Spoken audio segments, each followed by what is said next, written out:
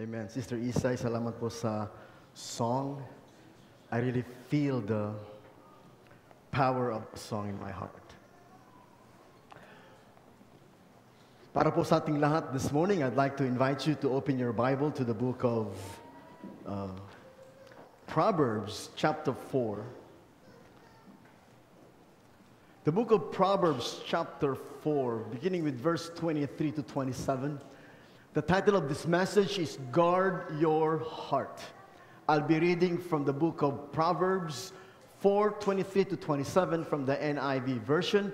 Please follow me as I read the word of the Lord. Above all else, guard your heart, for everything you do flows from it. Keep your mouth free of perversity. Keep corrupt talk from your lips. Let your eyes look straight ahead. Fix your gaze directly before you. Give careful thought to the path for your feet, and be steadfast in your ways. Do not turn to the right or to the left. Keep your foot from evil. May the Lord bless the reading of His holy word. Please bow your head and join me in a word of prayer. Salamat po, Panginoon, ngayong umaga sa iyong mga salita. As always, Panginoon, ang salita mo, ang pagkain ng aming kaluluwa, ang kalakasan ng aming mga puso.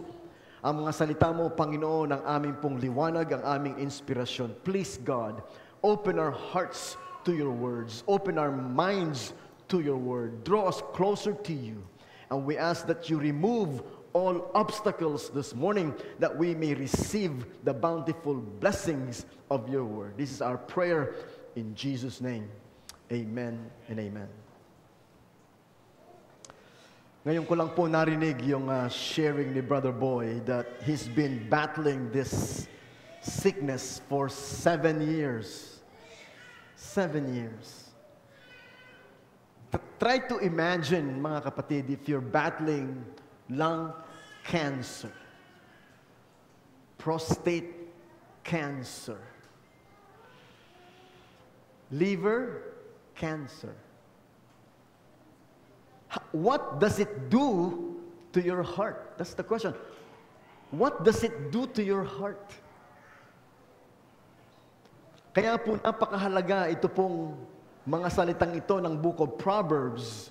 Ang sabi po dyan ay, ang iyong puso'y buong sikap mong ingatan. Above all else, guard your heart. Hindi ko po alam kung saan humuhugot ng lakas si Brother Boy. Pero that's not easy. That's not easy. I wish I can tell you that I am that strong. Pero ako po in my heart, I have many battles. Recently po, ako po ay feeling a lot of anxiety, a lot of discouragement in my heart, a lot of uncertainty in my heart, because I am battling high blood sugar. Sabi ng wife ko, Daddy, mukhang kailangan mo nang maggamot kasi my blood sugar is high. And it made me feel very discouraged, Brother Boy. I feel very down, na parang nawalan ako ng sigla, na parang nawalan ako ng motivation. And then come to think of it, that's just battling blood sugar, and you're battling cancer. Minsan, kung ano-ano na nga nararamdaman mo, ano kaya ito? Baka cancer to. Kung ano naiisip mo. Kung ano naiisip mo. Kaya po mga kapatid, napakahalaga yung ating mga puso. Jesus said, let not your hearts be troubled. If you allow trouble to come to your heart, then it discourages you. Nadi-discourage ka, nawawalan ka ng sigla, nawawalan ka ng focus, nawawalan ka ng motivation. You cannot let discouragement into your heart. In fact, I did a little research about the heart. In the Bible, marami pong binanggit about the heart. Sabi po, people know things in their heart. In the words of the Bible, we pray in our heart. We meditate in our heart. We hide God's words in our heart. We devise plans in our hearts. We keep words within our hearts. We think in our hearts. We doubt in our hearts. We ponder in our hearts. We believe in our hearts. We sing in our hearts. Everything is happening in our hearts. Kaya po sabi dyan, above all else, guard your heart. In fact, if you also look at the words of the Bible, ito po, tinignan ko lang po ito sa mga concordance. So these are words in the Bible. So the Bible talks about the glad heart, loving heart, fearful heart, courageous heart, repentant heart, anxious heart, angry heart, revived heart, anguished heart, delighted heart, grieving heart, humble heart, excited heart, troubled heart, hardened heart. Sabi nga po ng book of Hebrews, today when you hear the voice of the Lord, harden not your heart. So mga kapatid, napakahalaga po ang ating mga puso. Babantayan daw natin ang ating mga puso. Iingatan natin ang ating mga puso. Why? Because everything, above all else, guard your heart, for everything you do flows from your heart. I like the verse ni Precious sa Psalm, God is the strength of my heart. Yun po ang kanyang verse doon eh. God is the strength of my heart. So kung hindi na kaya ng puso mo, God is the strength of your heart. You just cry out to God. Cry for help. God, I can't do this anymore. Meron ba kayong ganun mga prayers? God, I can't do this anymore. And you don't know what else to do. And you're discouraged. Hopefully po, Ma'am, si Eliza ay gagraduate sa June. Praise the Lord, hopefully. But it was not an easy journey for her. It was not an easy journey for my wife and myself. It's as she struggles, we struggle with her. But God is the strength of our hearts. Last week po ay nagpunta siya ng Hong Kong at nag-present siya ng paper sa Paul University in Hong Kong. And I was very thankful to God kasi parang ano siya, inspired na. I said, God, thank you that you helped my daughter.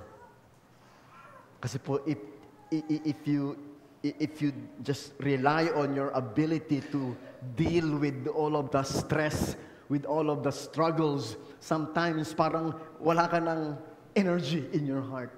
But God is the strength of your heart. My son Liam, nag-quit po siya this year, mami. Nag-quit siya this year. For, I don't know why. Sabi ko sa mami, sa wife ko, palagay ko si Liam, mami, may pagka-special somewhere. And that caused me to be, what? To struggle in my heart and my soul. Na para ako nababurn out, apektado na yung trabaho ko sa Cavite, apektado na yung my relationships, But then I reach out to God. God is the strength of my heart. So Liam told me, Daddy, kailan ba ako babalik ng Cavite? Papasok na ako. Wow, praise the Lord, papasok na.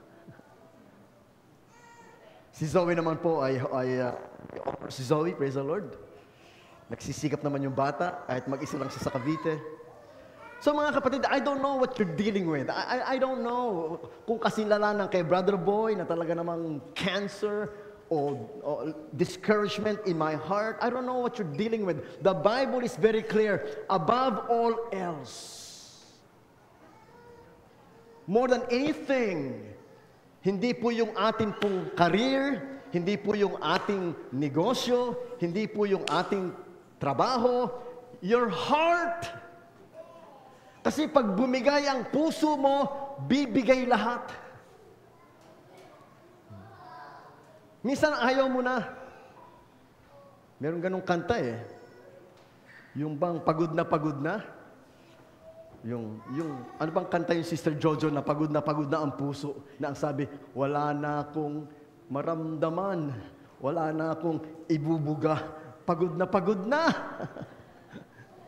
Ayaw na niya, ayaw na, give up na, pagod na.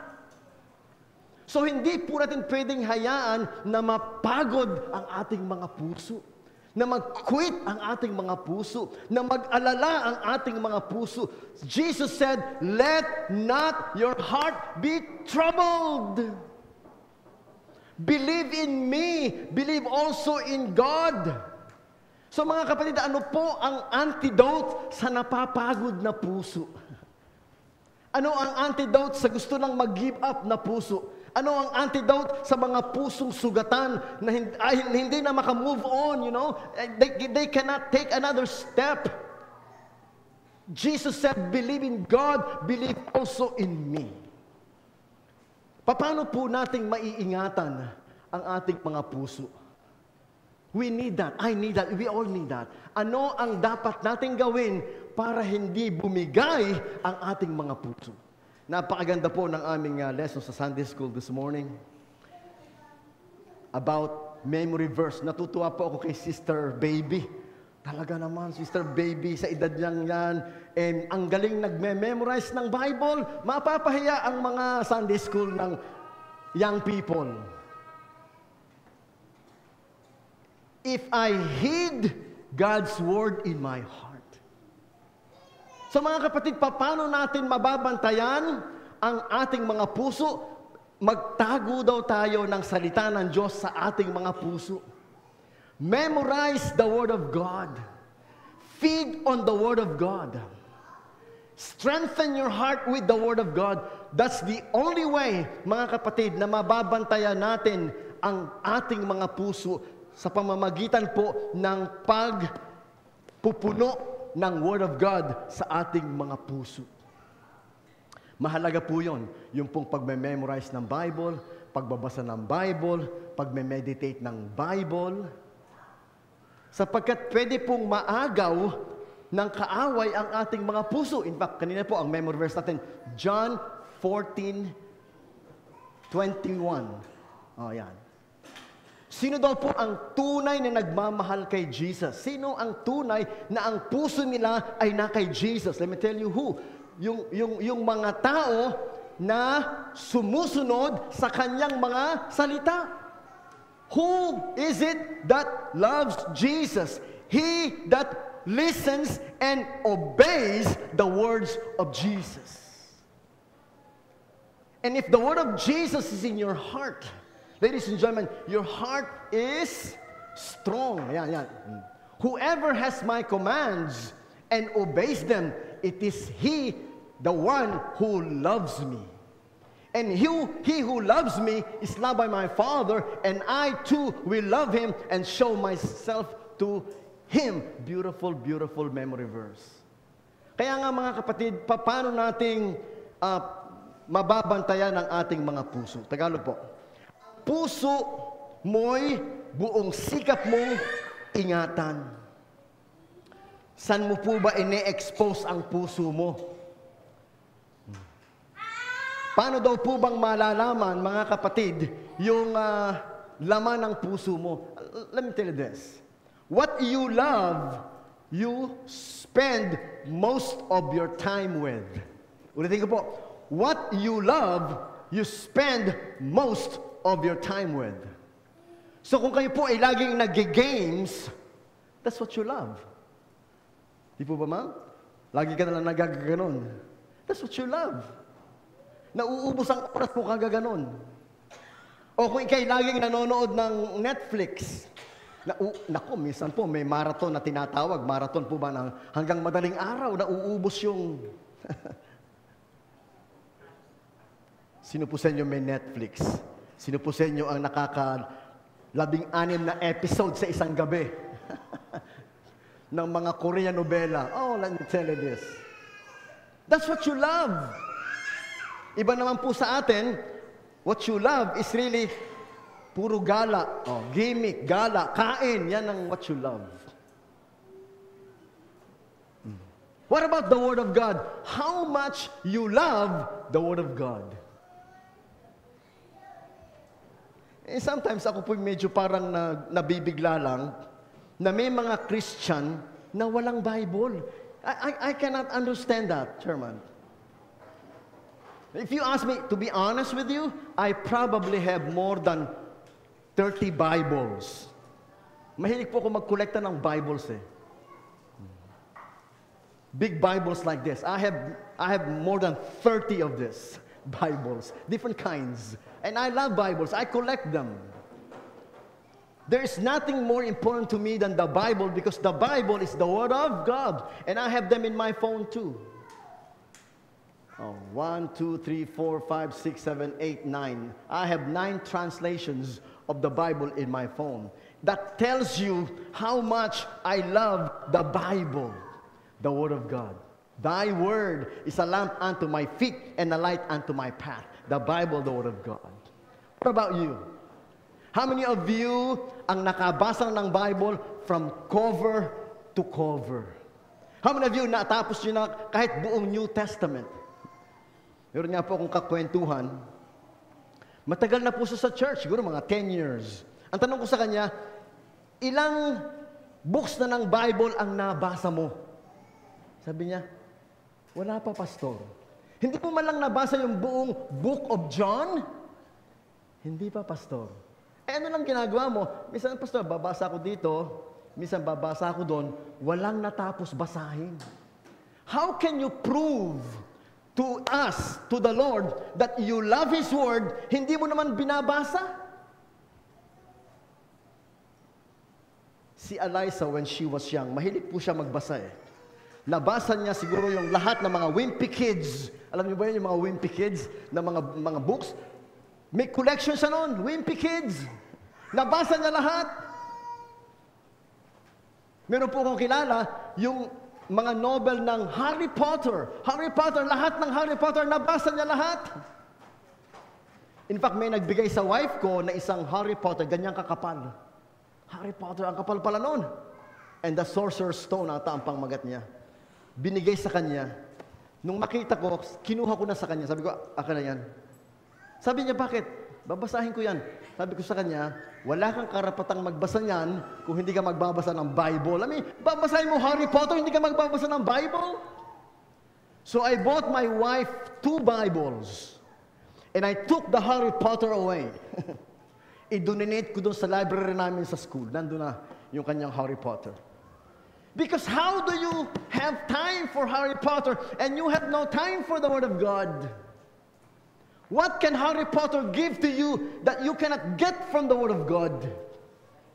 Above all else, guard your heart, for everything you do flows from it. Kapag ang ginagawa mo, puro ka basa ng secular, ang puso mo nagiging secular. Kapag ang binabasa mo, ang ginagawa mo, puro material, lahat ng puso mo nagiging materialistic. Kapag ang ginagawa mo, mga kapatid, ay puro mga kalayawan, ang puso mo nagiging puro kalayawan. It's all coming from the heart. Kaya po mga kapatid, bantayan nyo ang inyong mga puso. keep mouth free from perversity. Ang sabi po ng Bible, basahin ko po sa Luke chapter 4. Again, ito po ay Luke chapter 6, verse 45. Pakilagay mo nga siya, Joyce. Nakakabit po ito sa puso. Ang mabuting tao, mula sa mabuting kayamanan ng kanyang puso, yan. A good man brings good things out of the good stored up in his heart. And an evil man brings evil things out of the evil stored up in his heart. For the mouth speaks what the heart is full of. Out of the abundance of the heart, the mouth speaks.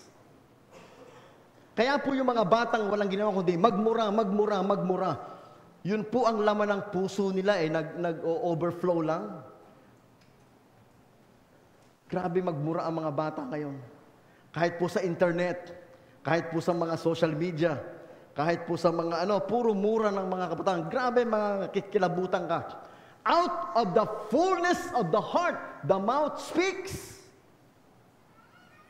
So garbage in, garbage out. Ang nagpapasama sa tao, hindi raw yung pumapasok, kundi yung lumalabas. Sapagkat yung lumalabas ay nanggagaling sa puso. Ang masamang bunga ay galing sa masamang puno. Ang mabuting bunga ay galing sa mabuting puno. Galing sa mabuting puso. So mabuti ba ang ating mga puso? Yun po ang tanong ni Jesus. Kaya po ang sabi dyan, kung babalikan ko po, yung atin pong pinag-aaralan, ang iyong puso ay buong sikap mong ingatan, sapagkat mula dito dumadaloy ang mga bukal ng buhay. Verse 24, ang madayang bibig ay iyong alisin. Alisin mo daw yung kadayaan sa bibig. Ilayo mo ang iyong mga labi sa mga suwail. Yan.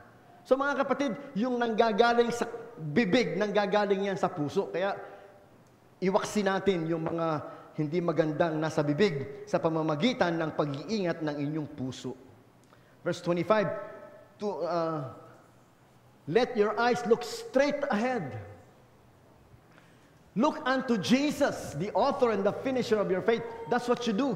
Your eyes is always ahead. You fix your gaze directly before you. Nalulungkot po ako, minsan may mga bata nawawala sa gawain ng Panginoon. In fact, Chairman, ako po naghahanap ng mga pictures. Binalikan ko lahat ng mga pictures natin sa GNCF. Subukan niyo pong tingnan, yung atin pong Facebook GNCF, tingnan niyo po yun. Napakaganda ng mga pictures. Yung po mga nakita kong pictures, yung pang noon pa na pictures natin. Buhay pa yung mami ni Tina. Tapos, even before that, ang dami ko pong mga mukha na nami-miss. Maliit pa nun si Agi, maliit pa nun si Joseph. Ang dami po nating kabataan na nawala. Naglaro, I don't know, saan napunta. And you know what? You know what I think? I think, mga kapatid, they lost their heart for Jesus. That's what they lost. Kahapon po, nagkasala ko sa Antipolo, meron akong kausap na isang kabataan. Sabi niya, Pastor, pasensya ka na, hindi na ako nakaka-church. Kasi I was so busy. I don't have time to go to church. Can you imagine that? So busy, they have no time to go to church anymore. I don't know how do you justify that. Na sobra kang busy saan? Sobra kang busy sa trabaho, hindi ka maka-church? Sobra kang busy sa negosyo, hindi ka maka-church? Sobra kang busy sa pag-aaral, hindi ka maka-church? Sobra kang busy sa relasyon, hindi ka maka-church? Ano po sabi ni Kristo? Ano mapapakinabang ng tao, makamtan man niya ang buong sanlibutan, mapahamak naman ang kanyang kaluluwa. Oh, you listen to me. Ano mapapakinabang nyo, mapahamak ang inyong kaluluwa? Wala kayong time mag-church. Kaya po sabi dyan, let your eyes look straight. Fix your eyes directly before you. Fix your eyes upon Jesus. Verse 26, give careful thoughts to the paths for your feet. Isipin mo mabuti yung nilalakaran mo, verse 26. Ang landas ng iyong mga paa ay iyong tuwirin. Hindi po lahat ng ating nilalakaran maglalapit sa atin sa Diyos. May mga nilalakaran tayo na ilalayo tayo sa Diyos. May mga ginagawa tayo na ilalayo tayo sa Diyos. Makakalimot tayo sa Diyos. Tatalikod tayo sa Diyos. Bantayan ninyo yung inyong mga nilalakaran. Pag hindi po, minsan hindi mo napapansin, pero napapalayo ka na sa Diyos. Nanlalamig ka na sa Diyos. Tingnan nyo nga po yung mga katabi nyo kung nanlalamig o nag-iinit. Dito po sa ating church, lahat tayo nanlalamig kasi maginaw. Pero marami po sa atin, minsan maramdaman mo na parang wala nang sigla, walang motivation, wala kang mapiga, wala kang makita. It's because napabayaan nila ang kanilang mga puso. Verse 26, ang landas ng iyong mga paa ay iyong tuwirin at magiging tiyak ang lahat ng iyong tatahakin. Magiging tiyak. Hindi ka maliligaw. Hindi ka mapapariwara. Magiging tiyak. Ang landas ng iyong mga paa ay iyong tuwirin at magiging tiyak ang lahat ng iyong tatahakin. Huwag kang lumiko sa kanan o sa kaliwa. Di po ba? Yan paalala sa atin. Huwag kang liliko sa kanan o sa kaliwa. Bagkus what? Ilayo mo ang iyong mga paa sa kasamaan. Salamat po at ito pong buwan ng Abril ay nagpapatuloy tayo sa aklat ng Proverbs at marami pa po tayong pwedeng matutunan sa Book of Proverbs. Except lang sa Holy Week, we will switch a little bit sa mga story about Jesus. Tayo po'y manalangin. Panginoon, salamat po sa iyong paalala tungkol sa aming mga puso na for many times, Panginoon, ay nane-neglect namin. Nawawalan kami ng focus. Nawawalan kami, Panginoon, ng priority. Hindi namin nagiging priority ang bantayan ang aming mga puso. This morning, Panginoon, salamat po sa iyong paalala kung ano ang mahalaga sa aming mga puso, sa aming mga buhay. And that is the Word of God. Even today, Panginoon, before we do the communion, dalangin po namin, Panginoon, na ipaalala mo sa amin ang kalagayan ng aming mga puso. Sapagkat sinabi mo, Panginoon, tuwing kakain kami ng tinapay, iinom kami ng katas ng ubas, gawin namin bilang pag-alaala sa iyo. Ang mga salita mo, Panginoon, ang nagpapaalala sa amin ng lahat ng iyong ginawa, lahat ng iyong sinabi, lahat ng iyong sakripisyo para sa amin. Huwag nawa naming ipagwalang bahala ang iyong mga salita. Huwag nawa naming, Panginoong, maliitin ang role ng iyong mga salita sa aming mga buhay. Patawarin mo kami, Panginoon, sa aming mga pagkukulang. Patawarin mo kami sa aming pagkakamali. Patawarin mo kami, Panginoon, sa aming panghihina o panlalamig o pagkalimot. At tulong mo, Panginoon, ngayong umaga as we celebrate the Lord's Supper to bring us back to you, to bring our hearts back to you, to bring our soul back into the Word of God. This is our prayer in Jesus' name. Amen and amen.